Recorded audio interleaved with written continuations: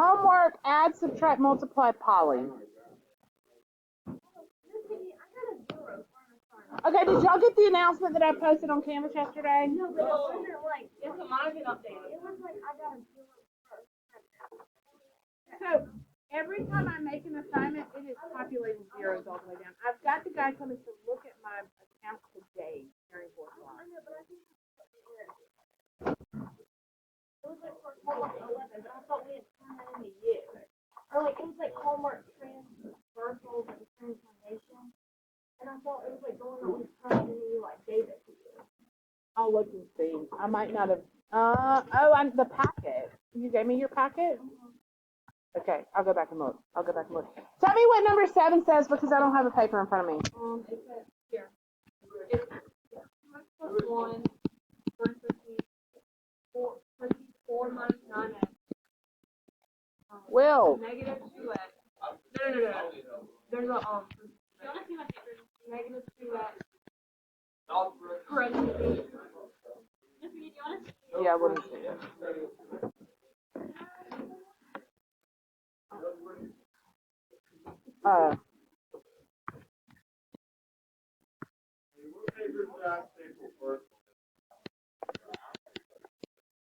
Alright, so here's what's going on here, and here's why this might have been a little confusing for you. So these two are being multiplied together, and then I am subtracting the product of this one.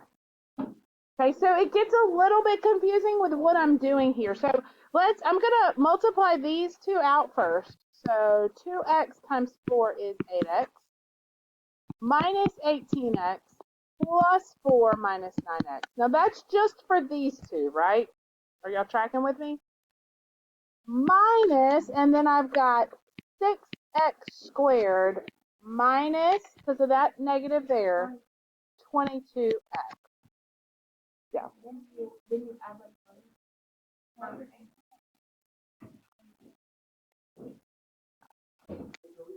Yes, sorry. Yes. And then we combine like terms. That's exactly right. So I've got negative 18 and negative 6, which is what? Negative 24x squared. And then I've got negative 22 and 8, which is, and negative 9. What's that give me? Negative 31 plus 8.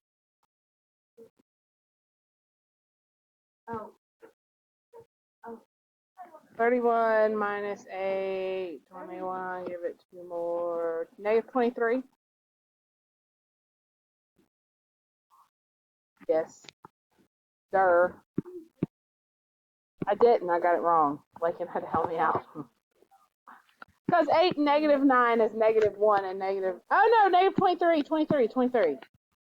8 minus 9 is negative 1, and negative 1 and negative 22 would be negative 23.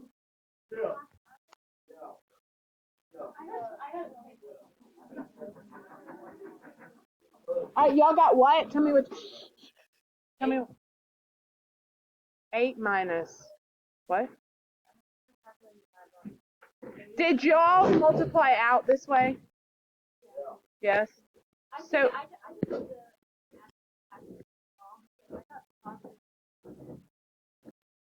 I bet you, here's what you did. You did negative, when you multiplied through there, you did not change that to a negative right there. You had it plus.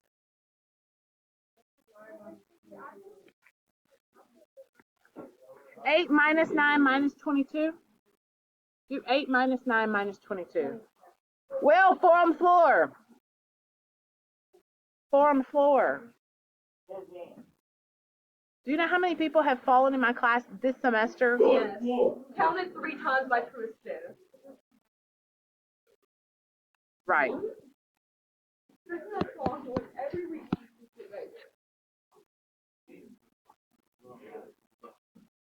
All right, tell me this. Is it in standard form? How do you know? Yes. How do you know? The biggest exponent for That's right. Describe the polynomial. It's a quadratic trinomial. What is the leading no. What is the leading coefficient? Negative 24. What is the constant? 4. What is the degree? 2. That's exactly right. All right. Y'all, I don't know what is going on. My first plot was horrendous. Everybody in here is like, my dog was crying all morning this morning, and I don't know what's wrong with him. Just a crazy. Lizzo died. Like, what in the world is going on? What else from your homework? 9. Can you tell me the problem? Give me the problem. Give me number 9. Yeah. Guys, if you are talking, you should not be. Your eyes should be forward. Your paper should be in front of you. That's number 9. All right. I'm going to write this out 3 times, right, guys? Will.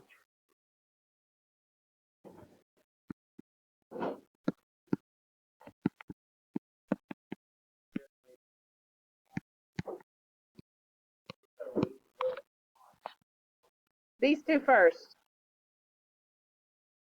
4c squared. 10cd. Always go alphabetical order. 10cd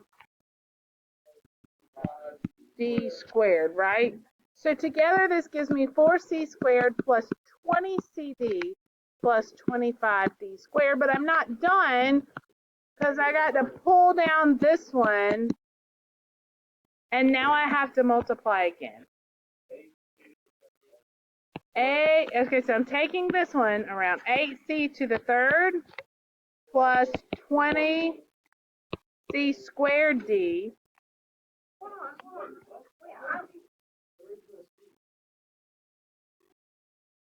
4c squared times 5d. 4c squared times 5.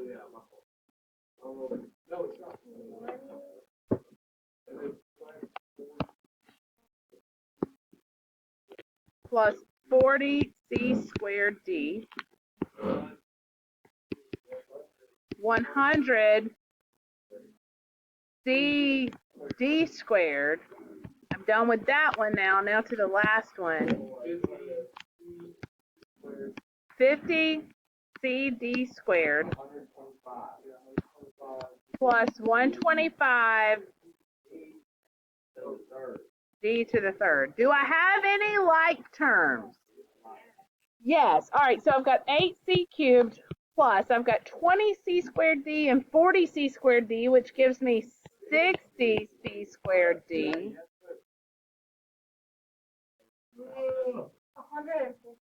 150 cd squared. And 155.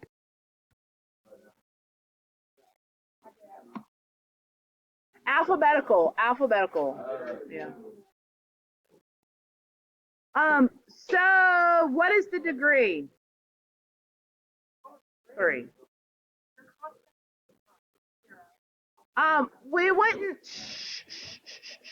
We wouldn't do much more analysis on this with the multiple variables in here like this.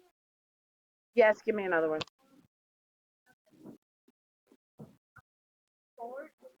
40 into the third.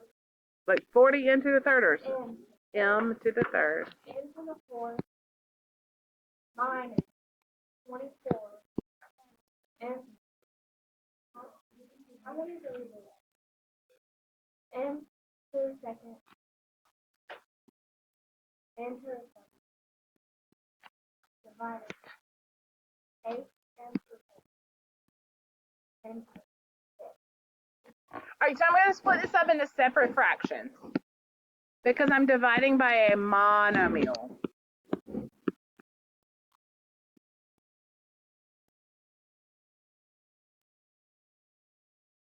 Now let's simplify each one.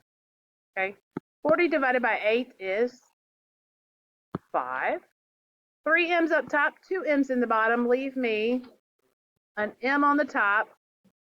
4 n's on top, 5 n's on the bottom. Leaves me 1 n on the bottom. Minus 24 divided by 8 is 3. Those cancel. 7 n's up top, 5 n's on the bottom. That's it. Can't do anything else. Yes. Give me the problem.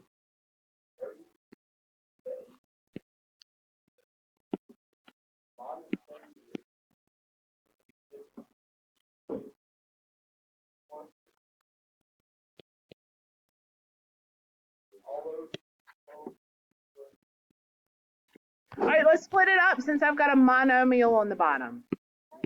30C8D3 over 12C squared D minus 36C6D2 over 12C squared D plus 6C cubed D over 12C squared D. Jeez. All right, 30 over 12, can I simplify that? I can at least divide by what? 2? And get 15 and 6. Oh, I can divide by 6. I do this a lot, and then I'll go, oh, wait, there was a bigger one. All right, so 6. So 5 and 2. 8 C's up top, 2 C's in the bottom. Leave me how many C's where? 6 on the top. 3 D's up top, 1 D in the bottom. Leave me 2 D's on top. Minus 36 divided by 12 is 3. 6 C's up top, 2 C's in the bottom. C to the 4th on top. 2 D's up top, 1 D in the bottom. Just D up top. Nothing's left in the bottom. I could hold the place with a 1, or I could just leave it alone. 6 over 12 simplifies to 1/2. 3 C's up top, 2 C's in the bottom. Only C on the top. The D's cancel. That's all I could do. Now, if you did this, and you ended up with something you could combine, they were like terms, then you could combine them at that point. If you can, yes. What else? Okay, give me a problem. 15. Somebody call it 15 to me. So I'm going to go ahead. Very simple. Because this has got a -1 exponent, I'm going to go ahead and move it down to the bottom like that, because that's what that means essentially. And then I'm going to split up the fraction. This is number 15. It said times 2ab to the -1. And so what I did was I just made it positive and divided by it instead. Because remember, that's what that negative exponent does. Is it just 2ab plus 2ab over 2ab. All right, Will, how's the first one simplify?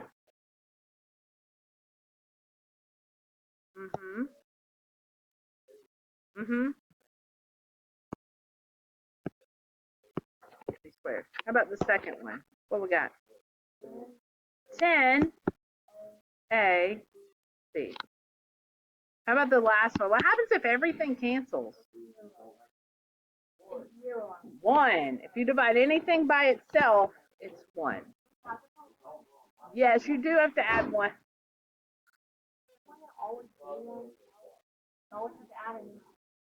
Yeah.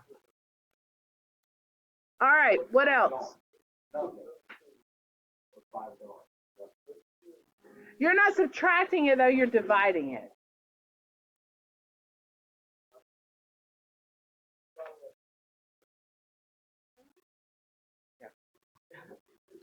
Give an example of two monomials with a quotient of -3 and 3/2 divided by 6.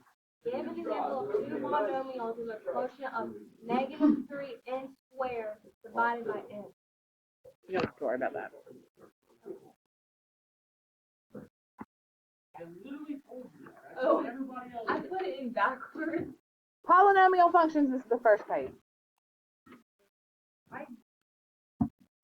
What told me? But I still did it wrong. These are the packets like this I go through with my third block class. Do the fill in the blank notes. I like did that. Because she did it. Yeah, so so she did like the freaking like her Gina notebook. Wilson. I hate Gina Wilson. Our district decided to adopt this for a lot of stuff. Yeah. All right, so a polynomial function is a function of the form blah, and they give you this. It's a lot of like variables and stuff on here. Blah. So if you look, it starts with like a sub n x to the n. This is just saying you could put any number in here, and each one would go down by 1. So this is the first term. Did y'all do sequences and series in Algebra 1? It's just the coefficient. That's all it is. It's just the coefficient. That's right, guys. What? I haven't done anything yet.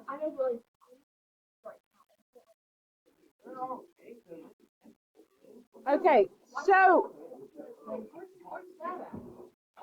this what I say, the next person that does it, we're getting on the phone with their mama, and in front of everybody, you're going to explain to your mama what you did and what it means. My mom would think it's funny.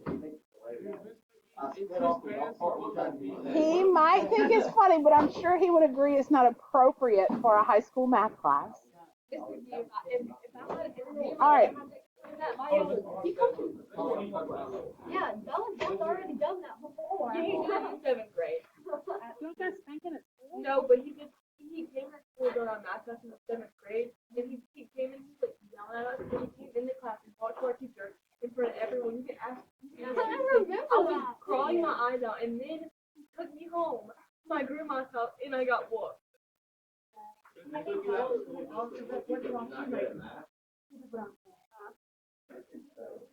got a 7. Here's my polynomial up top. So it says the first blank a sub n is called the what? Look at here. Where does a sub n come in this order? It comes in the front. It's the leading coefficient. That's all it's saying. It's the leading coefficient. Yes.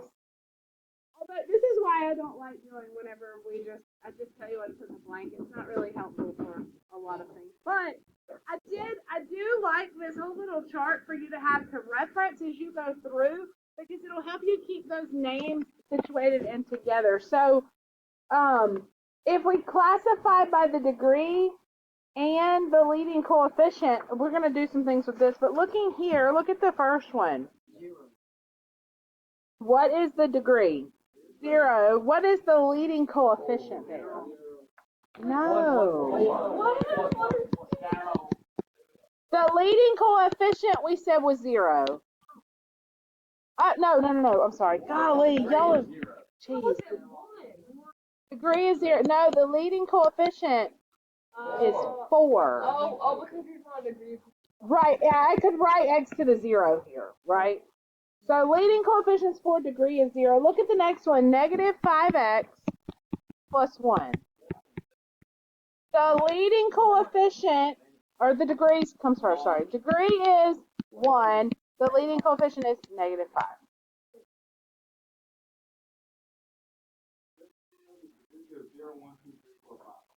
Right. So if you look down that column, they all increase by 1. So it goes 0, 1, 2, 3, 4, 5. The leading coefficient, since they're all in standard form, is just the number in front. So the next one, what's the leading coefficient? 12. How about the next one? Negative 1. How about the next one? And the last one? 9. Nobody should be confused about that. I'm still confused. Wait, is 4 negative 6, 12, negative 1, negative 3, 9? 4, negative 5, 12, negative 1, negative 3, 9. And the degrees are 0, 1, 2, 3, 4, 5? Yes.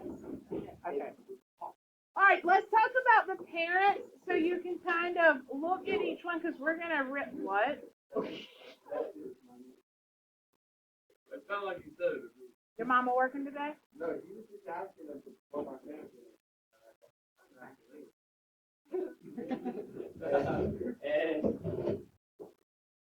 Nope, dump it.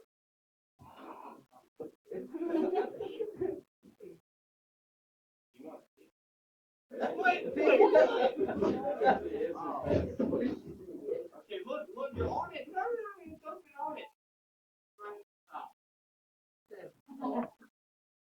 All right.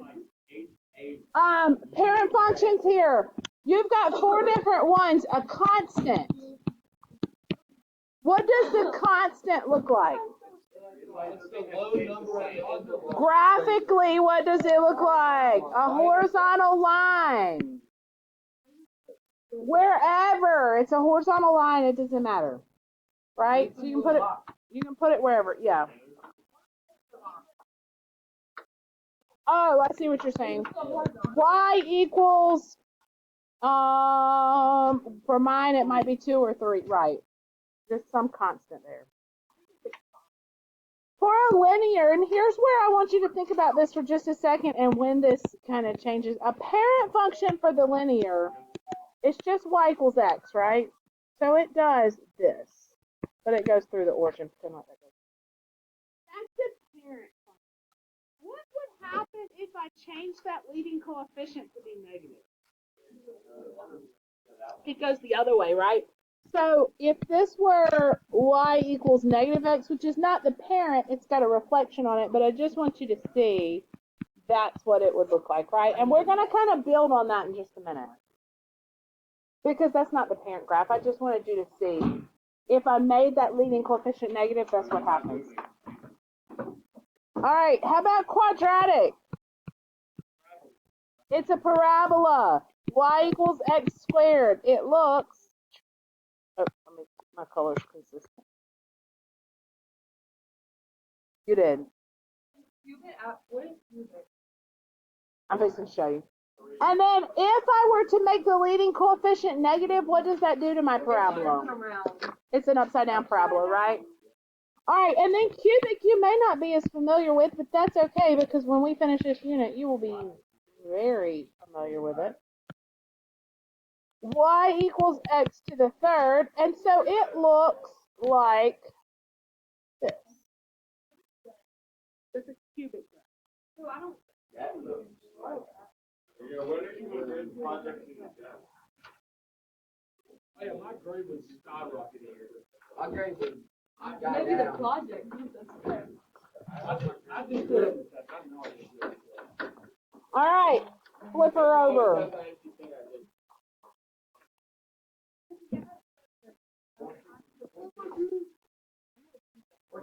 Do we go to lunch and then come back? We go. Wait, can you do the order work? Oh, yeah, you did go to lunch. See, look, I'll put an A in there because I left the A out. You see how close they are together? That's I meant quantic, not quantic. Oh. I just know how to spell it. All right, flip it over. What would it look like if it's negative?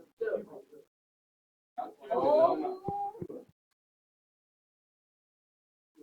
It wasn't great. That's what it would look like if it was negative. What, like this? Again? Yeah, you got this. It's like, it pops out back on it, and then I'm gonna sit you in the hallway. you want I am gonna call his mom. I'm fixing to call his mom for real. I bet his mom's number's programmed in his phone. No. Wait, does she have her phone back? No, I have his phone back. I know, but I'm saying she had her phone back. Lied to his mother. That'll make her even more. Quartic. Here's what a quartic looks like. Now, as I start doing shrinks and stretches and things like that on here, what happens is I could start getting to look like this on my quartic graph. Okay, that's not the parent, but you notice how the humps start happening in here? I've got these, right, that's the cubic. But I show you that to show you that the quartic does something like this. And the more I stretch and shrink it, the more these humps really become apparent, and it'll start looking something like that. Okay, it does. It kind of looks like a W. But for the parent graph, it looks, unless you really, really, really zoom in on it, it just kind of looks like it lays flat there, even though it doesn't. All right. And then quintic, can you guess? Look at the pattern here. Oh, wait, you will though. Look at the pattern. All right. Start with the quadratic. It actually, not an M, but notice how W is another thing. yes. It adds another one every time. It adds another kind of hump to it every time. So, yeah, so right after every degree is adding like another hump, but here, there again, unless you really zoom in, it's hard to really see all these ups and downs on them. But it's going to start doing this where it goes, right? So every degree up is adding another hump, essentially, is what's happening. And they're going.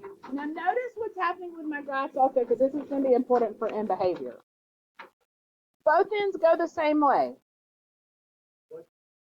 Ends go opposite. Both ends go the same way. Ends go opposite. I took this the wrong way, y'all.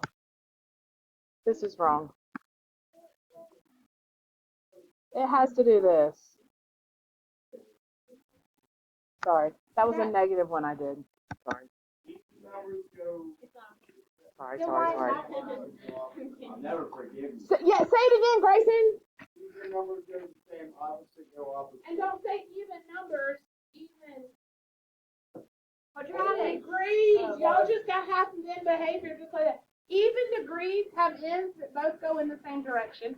Odd go opposite. Oh, that's hard. Okay? Y equals X Are you looking at the paper? No. What are you saying? what's the paragraph? Oh, I don't know. That would be like It'd be a lot of homework. a lot of humps, yeah. Yeah, do this smart test. All right, so let's talk about end behavior for just a second, and let me walk you through this for quick.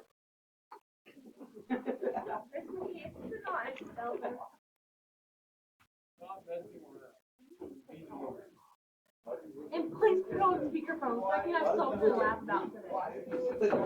Can you wait till I get back in here? Please. No. So she'd probably be really happy to hear from She won't us. answer the phone ever. No, call him. She didn't even answer when me or my dad I'll called. call the front office and ask them to put me through to her. She won't answer. Oh, I can get her to answer. No, call him back. All right, Call her right here we now. go. On the intercom. Y'all are going to call my bluff, and you're going to be very, very upset. All right.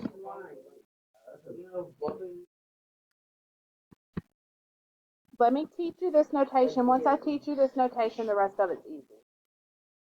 As x approaches infinity, okay, that means, Grayson, please remove yourself outside. You just did it again. Outside. Go step outside. We will deal with this later. I am not dealing with this anymore. As x approaches infinity, that means as I look to the, which way does x get really, really big? To the right. This means the right side of the graph. On the right side of the graph, and if you look, this is how these are written in these little squares here. As x approaches infinity, so as I look at the right side of the graph, f of x, which is another way to say what? Y, approaches, and then it's got a blank here, right? Or it leaves it blank. And so it's got these two different mathematical sentences structured the same way. The arrow means approaches or goes to infinity. So that's exactly right. So this is left, because as I go to negative infinity, that's to the left. All right, so this is saying, what this is asking me is on the right side of the graph, is it going, y goes up and down, not left and right, right? If it goes up, it's positive infinity. If it goes down, it's negative infinity. All right, so let me just draw a graph on here. Let's say my graph looks something like this. By the way, this would be a degree of what? 3. This is a cubic. I know that based on how many humps it has, right? All right, so on the first end, as x approaches positive infinity, as I truck it to the right and get bigger and bigger on x, what it's going This says, this is a mathematical way of saying that the right end goes down. Does that make sense? Yeah? This second sentence says, look at the left side. What's the left side do? It goes up, so what should that be? In positive infinity. Now think about what y'all told me in the beginning. You said, but wait, if it's an even degree, both ends go the same way, right? And if it's a positive degree, they go opposite direction. What tells me if they both go, think about the even ones, what tells me if they both go up or they both go down? They're even, but if they're even, they could both go up or they could both go down. What tells me if it goes up or down? Negative where? In front of it. In front of it. What's that called? Leading coefficient. Two things are influencing my end behavior. The degree and the leading coefficient. If the leading coefficient's negative, my parabola flips upside down, right? Both ends are going down. Same thing with a quartic, a 6th degree, an 8th degree, a 10th degree. So look at the little chart that's on there. It says, so I do mine a little bit, oh, we'll do it the way they have it on here, it doesn't matter. Even, odd, positive leading coefficient, negative leading coefficient. So you just told me for an even degree, so I'm in this first column, that's things like quadratics, quartics, 6th degree. I could go on 100th degree. What do the ends of the graph do? Both go up here, right? So think about like a parabola or even a quartic, right? So all in behavior of every even degree positive leading coefficient looks the same. You're going to write that in behavior in here. As x approaches positive infinity, f of x approaches what? Positive infinity. How many ends do you have on your graph? How many ends? 2. So you should have 2 sentences to describe it. As x approaches negative infinity, f of x approaches what? This says on the left side, the graph is going up. Every single even degreed positive leading coefficient you can think of is going to have the same behavior. Every single one of them. Yep. Yep. And everything has the exact same sentence, right? We structure these sentences the same. The only thing I'm filling in are these ends here. All right, so what happens if we make that leading coefficient negative? They both go down, right? So they're both down. And this is why I'm showing you this so you can reason through it also. So as x approaches infinity, f of x approaches what? Negative infinity.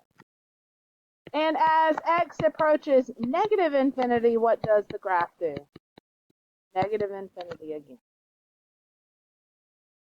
Now this switches up whenever I get to odd degrees, because odd degrees go in opposite directions, right? But I have to decide on the right side of odds, are they going up or down? And then I can figure out on the left side what's going on. So I always like to think of a very easy example of an odd degree. What's the easiest odd degree? 1, which looks like a what when you graph it? A line. We know these are opposite directions. So if my leading coefficient is positive, I'm going to think about a line with a positive slope, right? That's a good example of an odd positive. And if I've got an example, it's easy to come up with the end behavior. So as x approaches infinity, what does the graph do? Look at the graph. Look at a little line, a regular little line. Positive infinity, because the right end goes up.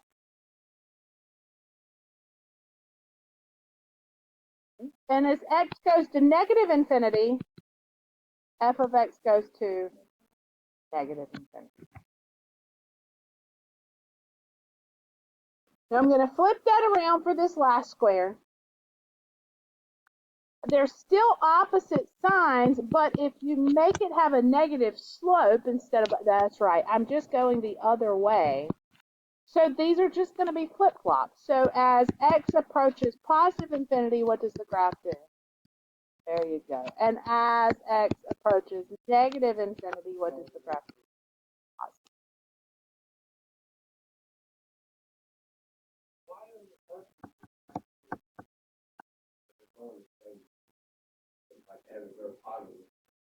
Right. We didn't. On the top one, no.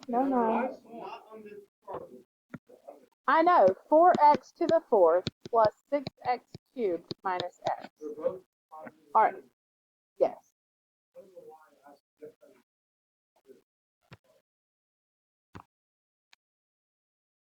We didn't do that example to start with. I did one. That's not that. That's not number one. I was just doing a rando. I was telling you what the stuff means. Yeah, I'm sorry. All right, so if we go to this one, 4x to the fourth plus 6x cubed minus x, and I need to describe the end behavior, I don't even have to worry about graphing it to describe it. I can go to this little chart and go, well, wait, it's an even positive, right? Even positive. Here's my end behavior. So the end behavior for this one is, as x approaches infinity, f of x approaches infinity. And as x approaches negative infinity, f of x approaches infinity. So tonight, here's what I want you to do.